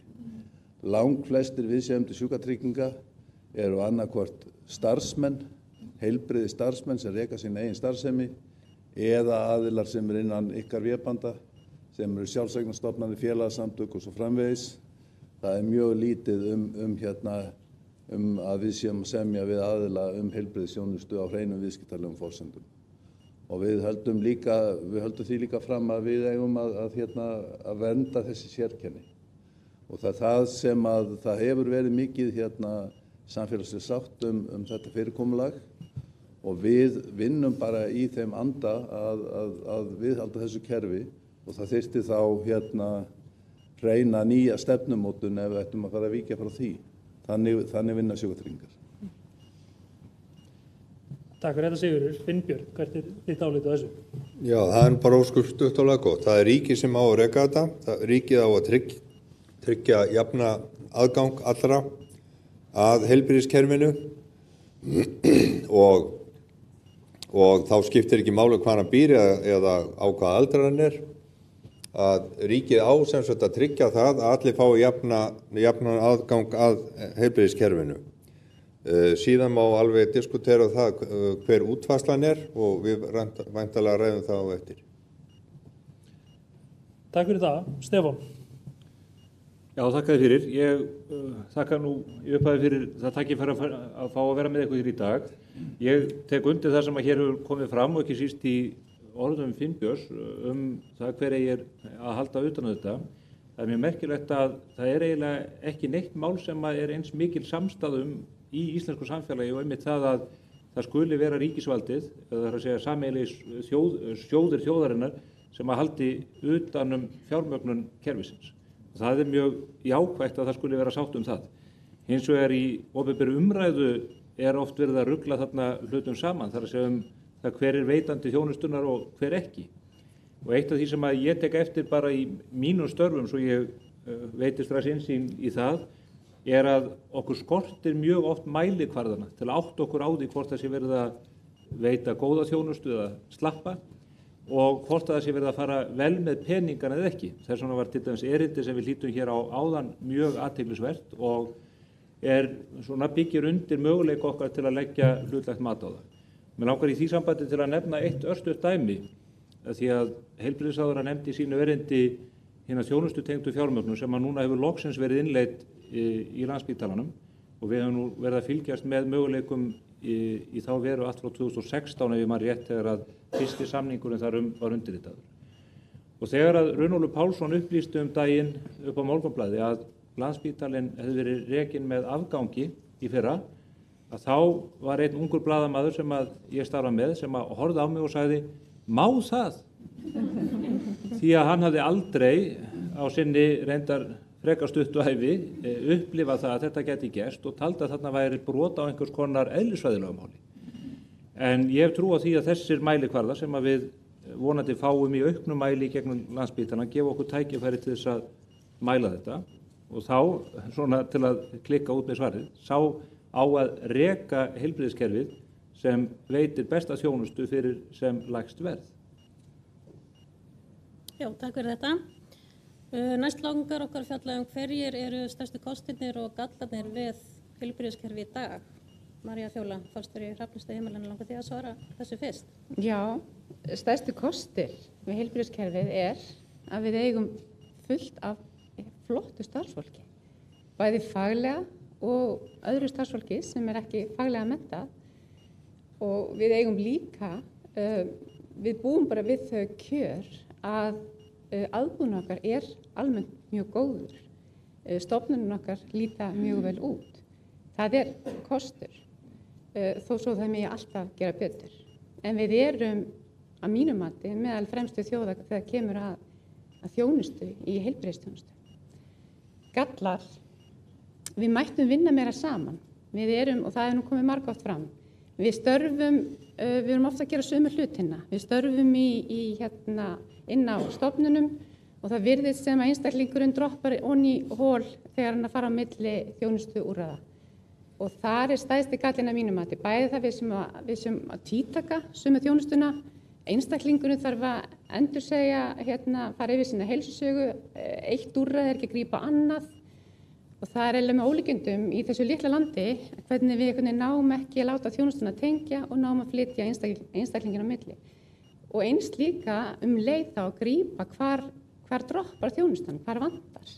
Við séum þá bara taka boltana því eins og hefur komið það fram, alveg kraftur í heilbrigðiskerfinu, hvort sem það ríkisrekið af, þar að segja, svona heilbrigðisstofnun eða hvort sem það enga fyrirtæki eða félagsamtök, sérgnarstofnunir.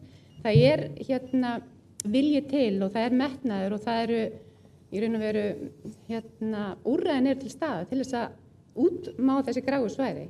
En við þurfum að láta kerfið virka saman og það náttúrulega eitt af hlutverkum gott að eldast og svona fagnar maður því að það sé komið einhver vettvangur, það sem verið að krefja okkur að tala saman og einstaklingurinn fá að njóta, að hann fá að ferðast á milli þjónustúrræða án þess að þurfa að hafa fyrir því. Já, takk fyrir þetta.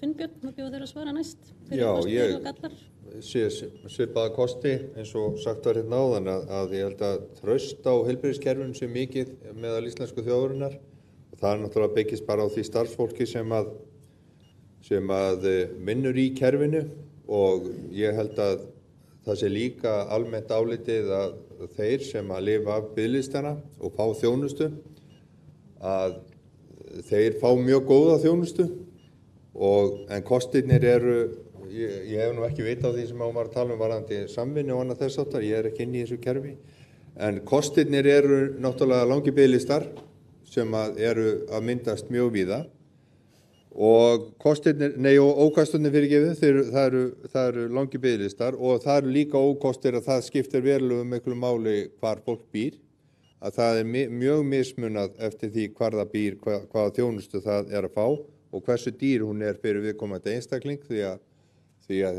það ekki tekin þáttöku kostnaður þeirra sem að þurfa að leita sér þjónustu langan veg og það mikið kvartnandi á því innan verkalýðshreyfingarinnar og átti að vera eitt af þessum málum sem við ætlum að taka fyrir í síðustu kjarasamningum sem að náðist ekki í gegn. En þetta eru svona helstu kostir og gallar sem ég sé við þetta kerfi. Takk fyrir þetta. Stefán, hvert þitt álit? Já, þetta mjög forunnileg spurning fyrir leikmenn sem ekki eru inn í kerfinu sem slíku, en ég myndi halda að einn af stóru ókostunum sem við ráðum ekki auðveldlega við og erum reyndar ekki að ráða bóta á miðað við fæðingatíðni hversu smátt kerfið Ég held að það sé einn af göllunum og maður saknar þess til dæmis varðandi Landspítalann að okkur skortir samanburð við sambærilega stofnanir innanlands og einu stofnanir sem við getum miðað við eru yfirleitt talsvert stærri stofnanir erlendir frá. Ég hef heyrt marga lækna í gegnum tíðina lýsa bæði kostum og göllum á sameiningu stóru sjúkrahúsana hér á höfuðborgarsvæðinu á sín tíma sem nú orðið langt síðan og margir kvarta undan því að með sameiningunni, þó að það hafi falist mögulegt hagræði í aukinni stærð, að þá hafi minni samkeppni verið til trafala. Þannig að ég held að svona samkeppnisskortur á ýmsum sviðum þessa kerfis séu ekki til bóta eða ekki til góða fyrir okkur. Kostirnir eru ýmsir, maður á kannski ekki að skella stjórnmálum, en einn af stóru kostunum hvernig Willum hefur þó tekist á síðustu árum að knýja í gegn breytingar án þess að það yrði allt brjálað. Ég velti fyrir mig hvort að það sé tengt hans karakter eða hvort að það sé vegna þess að við erum með önnur stærri verkefni eða annars konar verkefni sem að rísa hærra í opinberri umræðu, en til dæmis þessi skýrsla og þessi ákvörðun að breyta mögulega rekstrarforma á byggingu hjúkrunarheimila og uppbyggingu þeirra flaut bara í gegn eins og ekkert væri og ég veit ekki hvort það sé hvalveiðimálið eða eitthvað slíkt sem að olli því en ég held að þetta eru kostirnir við kerfið í dag utan hérna augljósu það að við erum með mikla lífslíkur og barnadauðir hér lægri en nokkur staðar annar stað. Ég held að kosturinn við svona kerfið sem slíkt sé sá að við erum að þokast í rétta átt til þess að nota verkfæri sem að nýta fjármunina betur en oft áður. Takk fyrir þetta, Stefán. Mér finnst gaman að því áðan þegar þú talaðir félaga þinn á blaðinu, mun yngri en þú. Almennt gaman því ég heyri jafnaldra mín að tala fólk sem miklu yngra. Það verður auðveldara, skal ég segja þetta. Við fjölluðum áðan þessa stefnu í húsnæðismálum sem var komið inn á hjá Stefáni og það sem eru þessar 2 meginbreytingar. Það er að koma til leigugreiðslur til eldri hjúkrunarheimila svo þau geti haldið húsnæði sínu við á fullnægjandi hátt og svo að hleypa sérhæfðum fasteignaðilum, þar á meðal einkaaðilum, meira inn í rekstur húsnæðis heimilana. Ég spyr Sigurður, hvert er þitt álit á þessum máli og svona framhaldi þess? Já, ég held nú að sé þriðja atriði sem sé líkilatriði og kannski mikilvægasta atriði í þessu. Það er svo ákvörðun að þeir sem eiga að reka heimilið og veita þjónustuna eiga að koma snemma inn í verkefni og hafa áhrif á verkefnin. Og þetta held ég að sé eitt líkil atriði í þessum breytingum því það skiptir mjög miklu máli að sá sem ætlar að starfa í viðkomandi byggingum að hann hafi áhrif á það hvernig byggingin er mótuð því að hún er rammi utan starfsemina, það er ekki byggingin sem á ráða starfseminni eða starfsemin sem á ráða byggingunni. Það var náttúrulega þannig að við horfum tilbaka að það var samkeppni aðila eins og starfa innan ykkar vébanda að koma með peninga til að taka þátt í uppbyggingu hjúkrunarheimila og það var samkeppni takmarka fjármagn sem ríki og sveitarfélög voru tilbúin til að leggja fram. Nú er þetta svolítið breytt. Það er ekki jafn auðvelt fyrir félagasamtök og sjálfseignarstofnanir að fara í fjársafnanir og ná í peninga þannig. Þannig þetta er eðlileg viðbrögð við þessu breytta umhverfi að við verðum að fjármagna fjárfestingu húsnæði með opinberu fé og þá held ég að þetta sé mjög góð leið líka vegna þess að býður upp ákveðna fjölbreytni, býður upp ákveð frumkvæði þeirra sem munu veita þjónustuna og vandinn kannski við þá uppbyggingu sem við staðið í undanförnum árum er að það þurfa allt og margir aðrar að koma að ákvörðun og vera sammála til þess að verkefni fara áfram. Og með þessu þá getum við kannski einfalda þetta ferli og fækka þessum aðilum sem þurfa að koma að ákvörðunartöku og þá held ég að verkefni muni ganga hraðar. Takk fyrir þetta Sigurður. Finnbjörn, hvert er þitt álit þarna? Já, nú held ég að skýringin sé komin á því sem að Stefán var að furða sig yfir af hverju þetta gekk svona hljótt og hægt fyrir sig að eins og ég horfi á þegar við erum að gera einhverja stefnubreytingar í stórum málum og þá á þetta að takast fyrir þegar við erum til dæmis að kjósa til Alþingis Þetta á að vera inn í stjórnarsáttmála þannig að þetta sé alveg vitað, en hvorugt var í þessu tilfelli. Ég mikill áhugamaður lýðræði, þannig að ég alveg með þá mörkunum sem skoðun að þetta sé heppileg leið til þess að gera svona stóra breytingar. Við í verkalýðshreyfingunni, við vörum mjög við því að það sé verið að hleypa mikið enga fjármagni inn í heilbrigðisgeirann og þá ætla ég að skilja á milli þess sem að heitir enga fjármagn og þá ég að tala hagnaðardrifin fyrirtæki sem að eiga að fara inn í inn í heilbrigðisgeira og milli þeirra sem eru óhagnaðardrifin. Ég ger mér alveg grein fyrir því að við stöndum frammi fyrir stórum málum núna að það virðist koma mörgum á óvart að þjóðin eldist cirka 1 ár á ári. Þannig að það sem sagt að koma óvart núna að það þurfi fleiri hjúkrunarheimili og að við þurfum sem sagt að ráðast í einhverja stórfellda uppbyggingu og við þurfum nýtt fjármagn. Það alveg klárt að ríkið ræður ekki við alla þessar byggingar og þá þurfum við bara að vanda okkur mjög að því hvernig við förum að þessu. Við erum búin að vera að spyrja félag okkar á Norðurlöndunum, við erum búin að vera að spyrja í Bretlandi og allir var okkur við þessu. Fariði bara mjög varlega í þetta, búið að fara fram mikil umræða þetta, eru menn búin að skoða alla hagkvæmnisleiðir, ríkið tilbúið í það að semja þetta og annað þess áttar. Ég veit ekkert hvað þetta stendur, Willum hlýtur að vera búin að redda því öllu.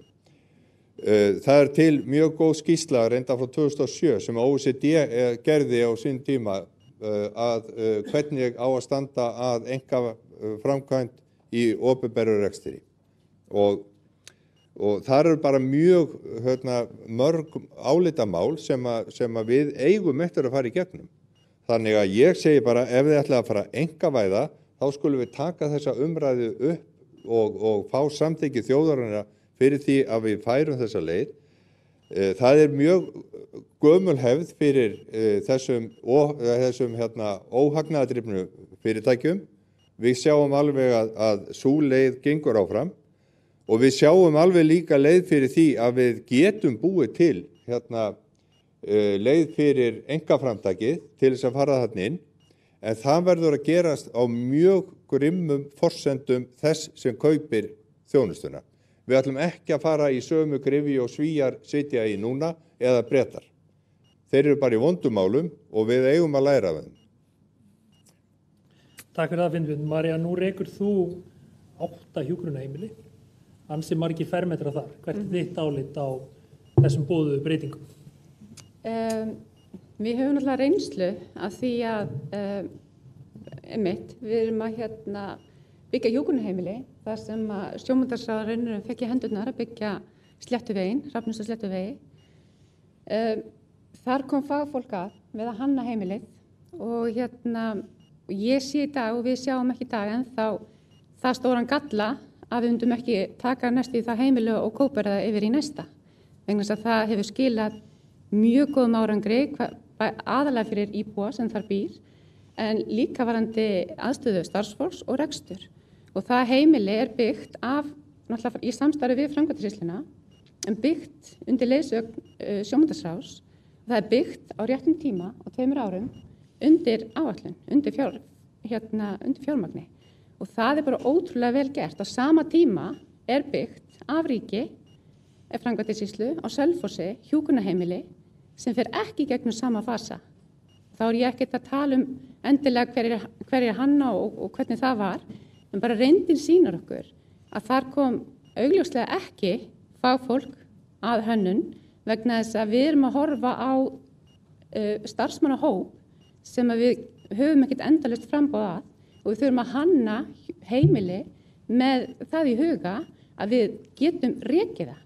Og þar leiðandi skiptir máli að rekstraraðili eins og Sigurður kom inn áðan komi inn í hönnun heimilis og sé þar valinn fyrstur. Ég tel að með þessu fyrirkomulagi eins og skýrslan að boða að það mun okkur ganga betur og hraðar að byggja upp hjúkrunarheimili það hefur ekki gengið vel eins og ferlið er í dag.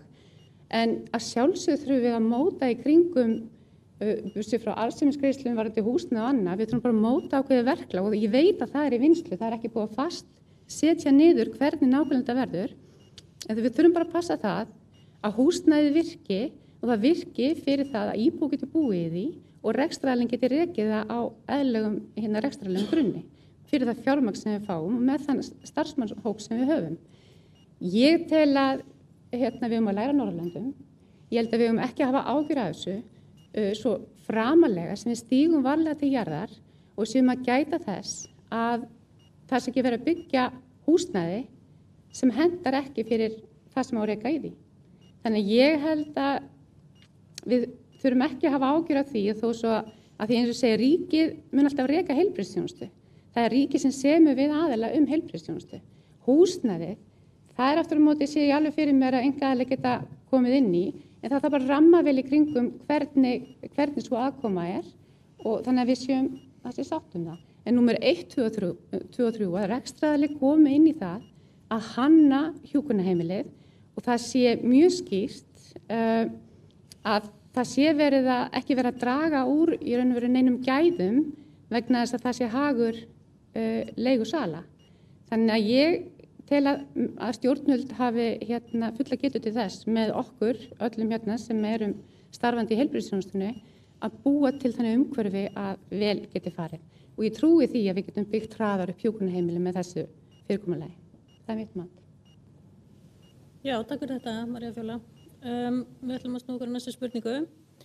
Í erindi SFV áðan var fjallað þriðja geirann, félagasamtök, sjálfseignarstofnanir og fleiri aðila sem eru í rekstri á heilbrigðisþjónustu.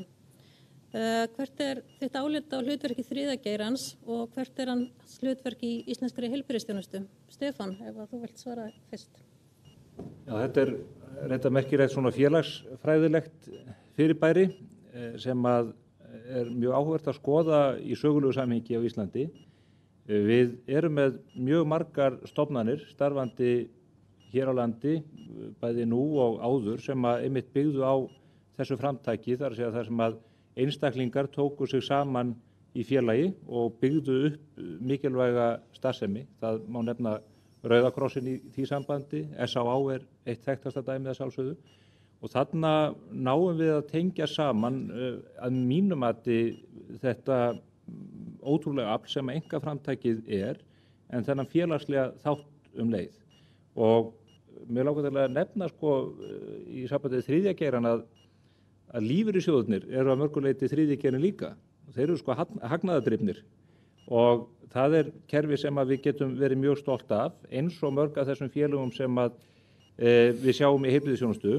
Ég held að það séu allt of fáir sem gerir sér grein fyrir því þegar þeir horfa yfir sviðið, til dæmis varðandi hjúkrunarheimilisþjónustuna, hvernig þessi saga verður til, bæði með sjómannina sem að reistu upp sína starfsemi, grundarheimilin sem að byggja á mjög merkilegri fjölskyldusögu sem að enn er við lýði.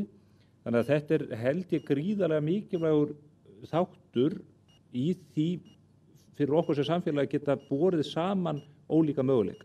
Þriðji geirinn hefur sannarlega staðið sig vel þar, en ég er alls ekki eins hræddur og Finnbjörn hvað varðar þessa hagnaðardrifnu hugsun. Það er bara hagnaðurinn fer með ólíkum hætti út í samfélagið aftur, annarkvort í endurfjárfestingu einstaklingana sem að vonandi græða sem mest eða þriðja geirann sem er þannig uppbyggður. Hann nefndi hér áðan, ef ég má bara í þessu sambandi nefna með húsnæði sem að eru auðvitað stórt álitamál. Hann segir það er alls ekki þannig að ríkið geti reist öll þessi hjúkrunarheimili sem að framundan þarf að byggja. Staðreyndin er svo að ríkið getur ekki reist eitt einasta þeirra. Og það sést best á þeim tölum sem að við höfum verið að birta undanförnu með það að það er búið að taka 26.000 fermetra af ríkisbyggingum úr umferð vegna myglu. Það er bara vegna mygluvandans. Það er fyrir utan allan hinvandan og þau mál sem að þar hafa komið upp. Þannig að þriðji geirinn held ég að spili mikilvæga rullu þarna sem einn af þessum 3 máttarstólpum ríkisrekstrar, þriðja geirans og svo hagnaðardrifina einkafyrirtæki.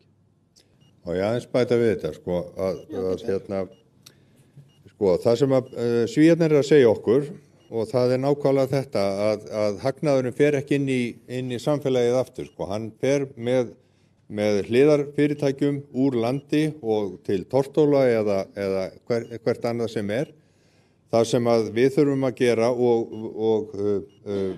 og ég veit ekki hvað staðan er, það ef við ætlum að fá aðila inn, eins og til dæmis lífeyrissjóðina, þá eigum við að semja fyrirfram hver ábati þeirra er.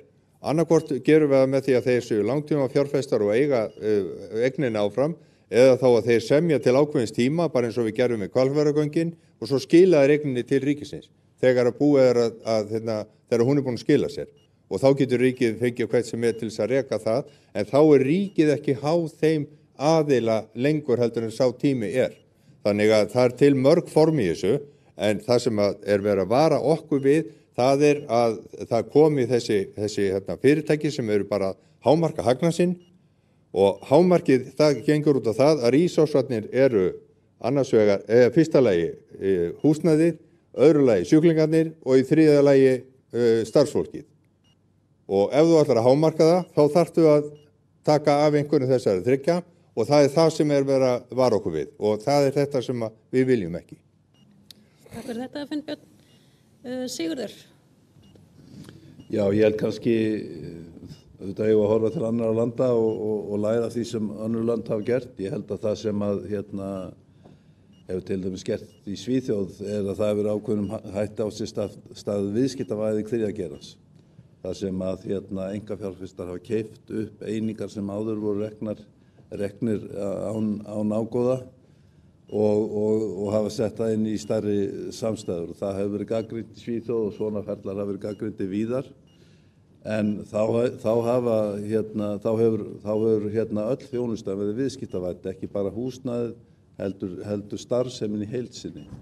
Og þetta er eitthvað sem að sjálfsögðu þarf að ræða, en þetta viðfangsefni varðandi húsnæði hjúkrunarheimila felur ekki í sér neina viðskiptavæðingu á þjónustunni sem veitt er. Það er bara allt annar hlutur. Og við gerum ráð fyrir því að við hafa sambærileg vinnubrögð verið hafa varðandi það við hvernig samið varðandi þjónustuna. Og það vill svo til að í okkar samfélagi þá eru nokkuð margir geysilega öflugir þjónustuveitendur innan þriðja geirans sem að sjálfsögðu hafa mikið forskot í hæfni og reynslu þegar kemur að því að semja svona þjónustu og eru eðlilegir viðsemjendur sjúkratrygginga þegar að kemur að þjónustuþættinum. En fasteignin er svolítið annað mál og við bara muna það að hjúkrunarheimili eru heimili þess fólk sem þar býr og eiginlega einn tegund af félagslegu húsnæði. Og þetta fyrirkomulag bara tekur miða fyrir sérstöðu. Takk fyrir það, Stefán. Það er bara rétt aðeins að koma inn á þetta varðandi fjármögnunina og þennan ótta sem að Finnbjörn lýsir varðandi það að fjármunirnir, að fólk verði einhvern veginn mergsóiðin í kerfinu og svo verði þetta allt flutt til Tortóla eða Djörsey eða einhverja slíka staði. Þá er staðreyndin þó svo að kerfið sem að við verðum að tala byggir á því að einkaaðilar komi með peninga inn í það en ekki að taka út úr því. Því að það sem þarf að gera fyrst til þess að reisa hjúkrunarheimili, það þarf að binda gríðarlegt fé sem að ríkið er ekki aflögufært inn í þessu kerfi til þess að við getum yfir höfuð veitt þjónustuna.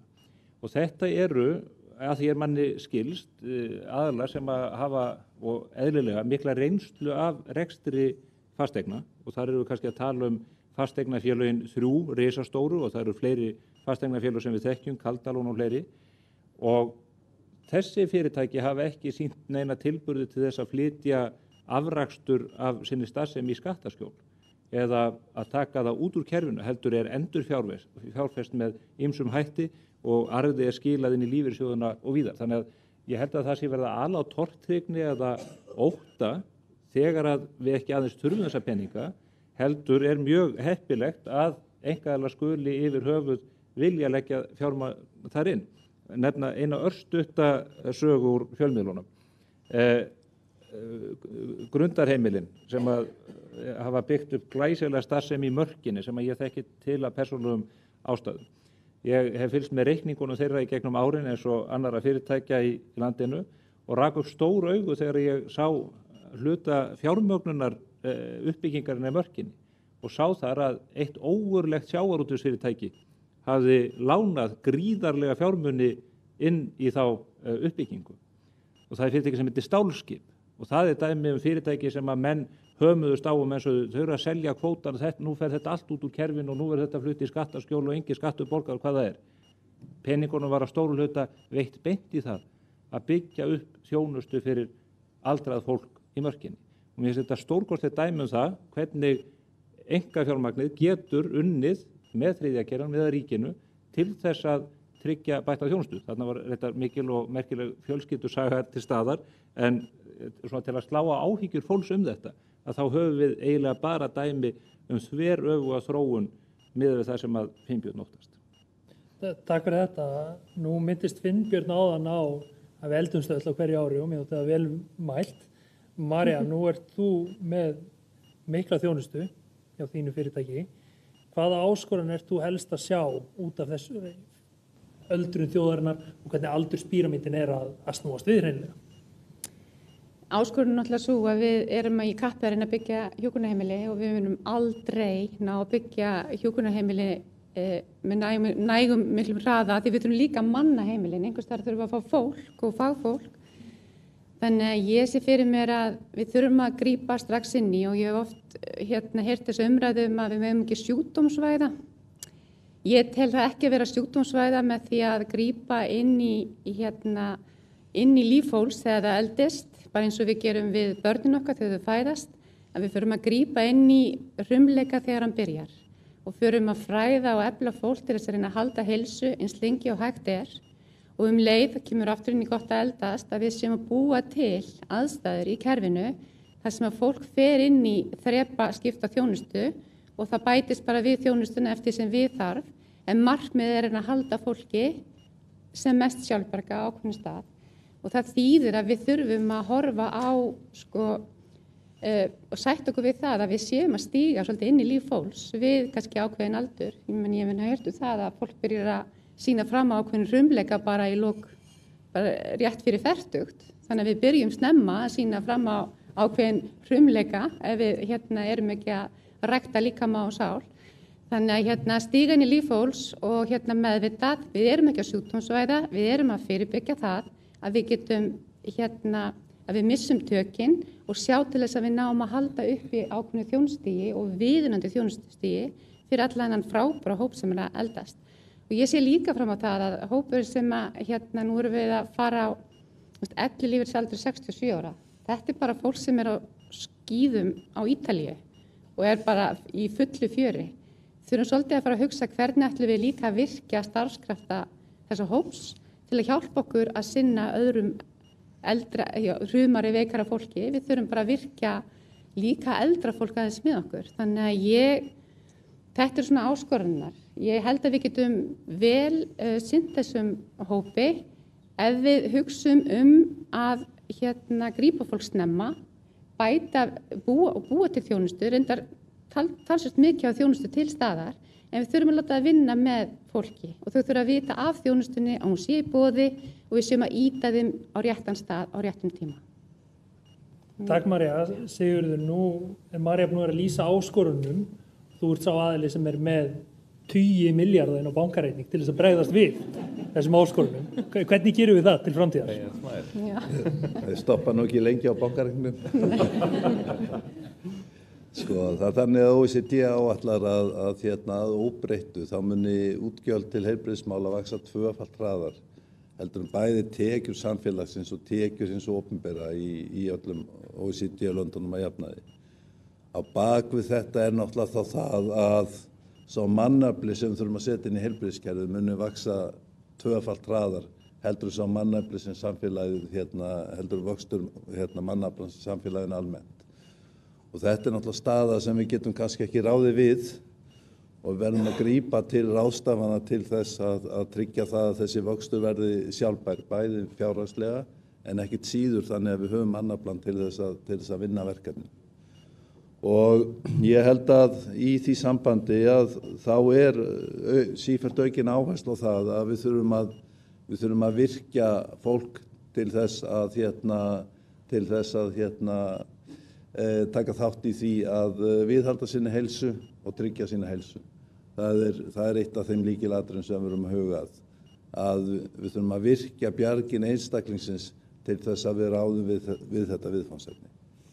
Og það er þessi stóra áskorun sem við stöndum frammi fyrir.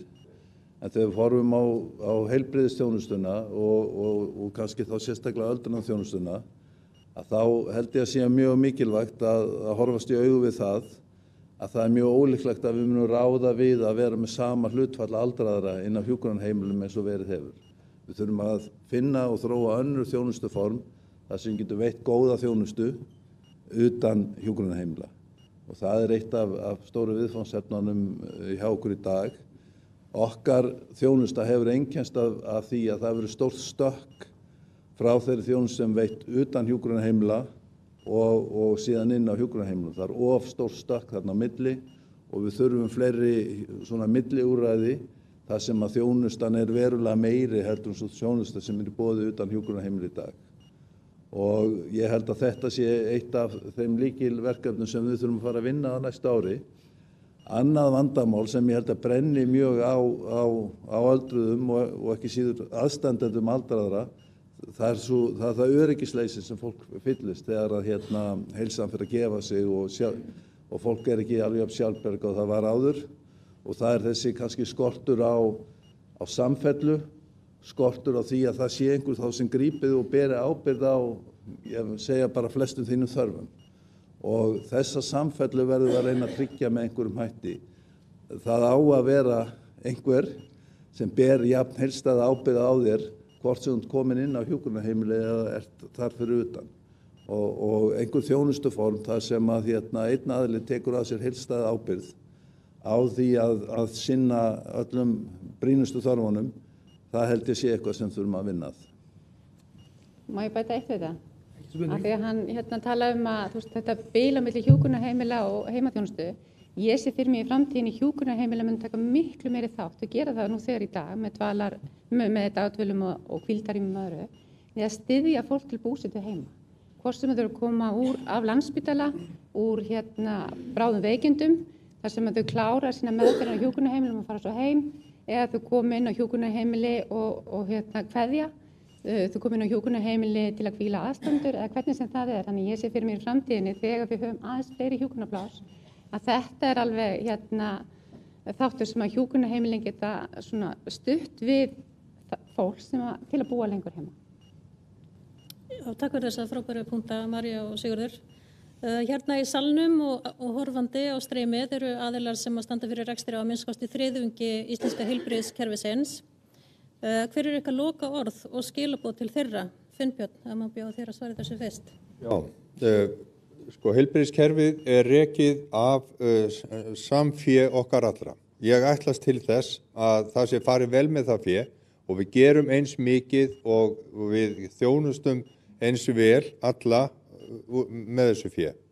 Ég legg líka áherslu á það að við búum allt land og að fólk fái sem sambærilega þjónustu hvar sem það býr og í hvaða stöðu sem það er og skipti þá ekki máli varðandi fjárhagslega getu og annað þess áttar að ríkið á að tryggja það að allir séu jafnir. Það er það sem að ég legg sem svona loka orðinni í þetta. Já, takk Finnbjörn. Stefán, hver eru þín svona loka orð og skilaboð? Já, ég vil taka undir með félagi mínu hér herra megin við mig að við eigum að tryggja það að fólk hafi allt jafnt aðgengi að heilbrigðisþjónustu. Það eru grundvallar mannréttindi, rétt eins og aðgengi að hreinu vatni. En ég er algjörlega sannfærður að besta leiðin til þess sé að fara vel með fé. Því leið og það verður á skornum skammti, þá þekkjum við dæminu það að þeir sem að höllustu fæti standa verða fyrst fyrir barðinu á féleysinu. Þannig að það skiptir miklu máli og ég held að mælikvarðarnir skipti líka grundvallamáli. Ég nefndi Landspítalann og þjónustutengdu fjármögnunina en allstaðar þar sem við getum hlutlagt mat á það hvernig þjónustan er veitt, bæði gæði þjónustunar og hvernig fjármögnunum er ráðstafað. Það er grundvallaratriði og það er lífræðismál fyrir okkur leikmenn utan kerfisins til að átta okkur á því hverjum við eigum að treysta fyrir því. Og ég sé á einkareiknu heilsugæslustöðunum á höfuðborgarsvæðinu á hjúkrunarheimilunum sem hér hafa verið nefnd, að þetta er samanburður sem fólk þarf ekki að óttast. Það var minnst hér á áðan sem ég hef ekki heyrt af áður, gott að eldast verkefnið eða nálgunin.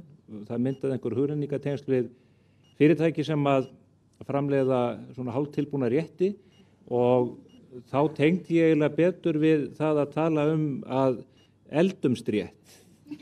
Og ég held að við ættum að leggja áherslu á það og minn draumur allan að sjá við horfum enn víðar á heilbrigðisþjónustuna og ég trúi því að ég sé í stöðugu viðskiptasambandi við eitt mikilvægasta heilbrigðisfyrirtæki landsins sem heitir Worldclass, sem er 40.000 manns í áskrift en miklu færri virkanotendur.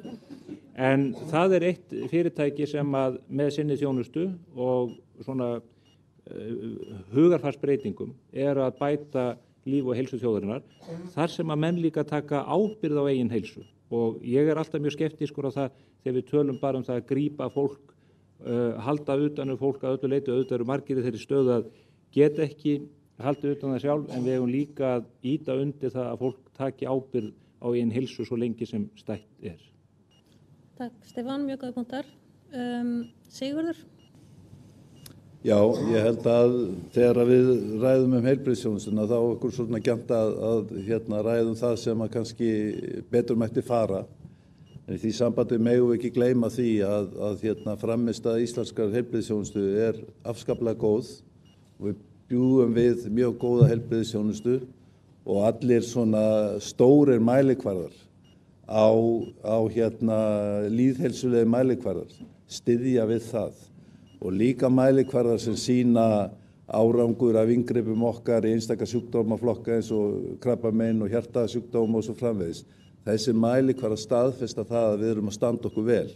Og það gildir líka þá starfsemi sem við erum að ræða hérna, að frammistaðan er almennt mjög góð. Og í svona gagnrýnu umræðu stöðu samfélagsins þá megum við ekki gleyma því sem gott er. Og ég held að við þurfum bara að sífellt að vera að minna okkur á það. Ég held líka að það skipti afskaplega miklu máli að það er gott traust landsmanna í garð heilbrigðisþjónustunnar. Og landsmenn eru viljugir til þess að hlusta á þau ráð sem við fáum og líka fólk er duglegt að sækja sér þjónustu. Og það getur orðið mjög mikill skaði ef þetta traust glatast. Fólk hættir að treysta heilbrigðisþjónustunni, fólk hættir að leita eftir þjónustu, það getur skapað mikið skaða í samfélaginu. Og við sjáum að það er einhverjum skrýtnum aðstæðum, það eru öfl í samfélaginu sem er að leita, sem er að vinna því skipulega að draga úr þessu trausti. Og við sjáum það til dæmis í COVID að slíkar umræður komu upp. Og þetta traust er algjört lykilatriði og þessi mikla þáttaka landsmanna í að nýta sér heilbrigðisþjónustuna er eina megin ástæðum þess að heilbrigðisþjónusta skila góðum árangri. Takk Sigurður. María, þín loka orð, skilaboð. Já, ég segi bara göngum skipulega því að starfa sem eitt kerfi. Ríkið er að kaupa heilbrigðisþjónustuna, hvort sem hún er í venjulegum ríkisrekstri eða hvort hún sé í einkarekstri eða félags eða séreignarstofnana.